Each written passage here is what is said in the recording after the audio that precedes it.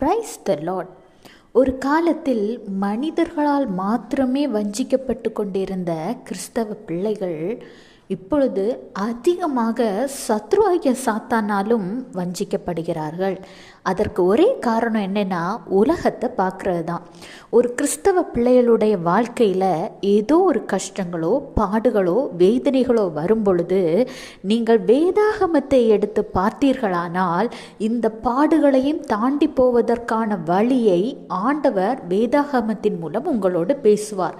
ஆனால் உலக மனிதர்களை பார்த்தீர்களானால் சத்துருவாகிய சாத்தான் உங்கள் மனதிற்குள் கிரியை செய்து அவங்கள பாரு, அவங்க எப்படி இருக்காங்க, நீ எப்படி இருக்க, இப்படி அடுத்தவர்களை காட்டி காட்டி உங்கள் மனதில் ஒரு தாழ்வு மனப்பான்மையை கொண்டு வருவதோடு மாத்திரமல்லாது உங்கள் இருதயத்தை வஞ்சிக்க பண்ணி உங்கள் பிரேயரை தடை செய்து உங்கள் உபவாசத்தை தடை செய்து ஜெபத்தையும் விண்ணப்பங்களையும் தடை செய்து வேத வாசிப்பை கூட தடை செய்து உங்கள் இருதயம் வஞ்சிக்கப்பட்டு ஆண்டவரை விட்டு தூரம் போகிறீர்கள்.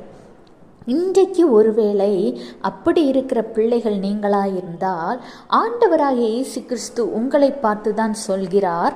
உபாகமம் 11:16, உங்கள் இருதயம் வஞ்சிக்கப்படாமலும் நீங்கள் வழி விலகி அந்நிய தேவர்களை சேவித்து அவர்களை நமஸ்கரியாமலும் இருக்கும்படி எச்சரிக்கையாயிருங்கள்.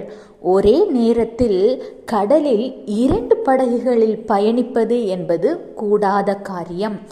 2 படகிலும் கால் வைத்தீர்களானால் ஏதோ ஒன்று உங்களை கீழே தள்ளிவிடும். சரியான படகு எது என்பதை அறிந்து தொடக்கம் முதல் முடிவு வரைக்கும் அதிலே பயணிப்பது தான் கரெக்டாக இருக்கும். எனவே உங்கள் வாழ்க்கையில் சோர்வுகள் வரும் பொழுது அதற்கான வழி என்ன என்பதை ஆண்டவராகிய இயேசு கிறிஸ்து உங்களுக்காக வைத்துள்ள வேதாகமத்தில் தேடுங்கள்.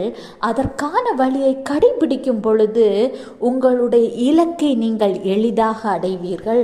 சத்ருவாகிய சாத்தானின் வஞ்சனையை நீங்கள் கண்டறிந்து ஜெயம் பெறுவீர்கள்.